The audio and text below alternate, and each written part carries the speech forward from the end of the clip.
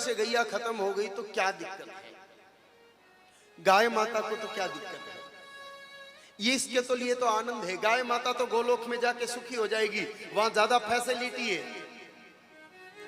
जहां गोलोक गाय माता का मूल स्थान है वहां तो गैया जी को ज्यादा सुख सुविधाएं मिलती है। लेकिन ये धरती पर हम लोगों का पाप हरने के लिए, हम लोगों को पुण्य देने के लिए, हम लोगों को वैतरणी पार कराने के लिए और हमारे मानव जीवन के सफलता के लिए यहाँ धरती पर आई है। ये नहीं रहेगी तो इनको कोई फर्क नहीं पड़ेगा, लेकिन हमारा क्या होगा इस पर विचार कर लीजिएगा। क्योंकि कोई संस्कार गाय माता के बिना पूरा होने वाला नहीं है, कोई पुण्य गाय माता के बिना फलित होने वाला नहीं है। जैसे एक व्यक्ति पूरी फाइल तैयार कर ले, सारे डॉक्यूमेंट्स अटैच कर ले, लेकिन बड़े साहब जब तक सील लगा करके साइन नहीं मारते वो फाइल पास नहीं होती। उसी प्रकार जप तप यज्ञ हवन पुण्य दान तीर्थ यात्रा सब कर लो, लेकिन गौ सेवा का पुण्य जब तक हमारी फाइल पर ठप्पे के रूप में लगेगा नहीं, गोविंद के दरबार में हमारी फाइल पास होने वाली नहीं। देश में सारी चीजें अच्छी हो जाए, लेकिन गाय माता अगर कटती रही, ब्रह्म ऋषि देवराहा बाबा कहा करते थे कि जब तक भारत की धरती पर गाय के रक्त की एक बूंद भी गिरेगी तब तक भारत में किए हुए अनुष्ठानों का पूरा फल सनातनियों को नहीं मिल सकता।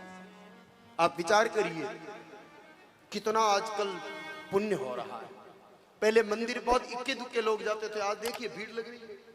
4-4 दिन तक तिरुपति में लाइन लगती है, 24-24 घंटे सालासर में लाइन लगती है, खाटू श्याम में लाइन लगती है, 2-2 दिन रामदेवरा खड़े रहना पड़ जाता है। सांवरिया जी में जाओ, सुबह जाओ तो शाम तक दर्शन होते हैं। जगह जगह यज्ञ हो रहे, हवन हो रहे, कथाएं हो रही है। पहले तो कथा नेमी सारण्य में हुआ करती थी, आज गांव गांव में घर घर में कथाएं हो रही है। महाराज फिर भी सनातन धर्म सुसुप्त क्यों है? क्योंकि गौ कट रही है। जिस दिन भारत में गाय माता का रक्त गिरना बंद हो जाएगा, आप 1 चम्मच घी की भी आहुति दोगे, नारायण प्रकट हो जाएंगे। गौ रक्षा बहुत जरूरी है। इस समय हिंदुओं के लिए सबसे महत्वपूर्ण गौ रक्षा है। अरे कुछ पुल बाद में बन जाएंगे, कुछ सड़कें बाद में चौड़ी होगी तो चल जाएगा, कुछ एयरपोर्ट फिर डेवलप होंगे तो चल जाएंगे, कुछ कॉलेज 5 साल बाद खुलेंगे तो चलेगा, 2-4 हॉस्पिटल कम खुले तो बात बन जाएगी। लेकिन गाय माता नहीं रही तो कुछ भी बचने वाला नहीं है।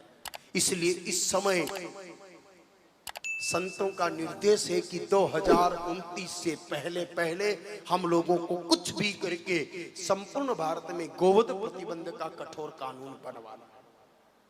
सुप्रीम कोर्ट का 2005 का आदेश इस बात को इंगित करता है कि गोहत्या बंद होनी चाहिए। हिमाचल हाई कोर्ट का 2017 का आदेश स्पष्ट करता है कि भारत में गोहत्या बंद होनी चाहिए। संविधान का आर्टिकल 48 ये कहता है कि भारत में गोहत्या बंद होनी चाहिए। भारत का हिंदू ये कहता है कि गोहत्या बंद होनी चाहिए।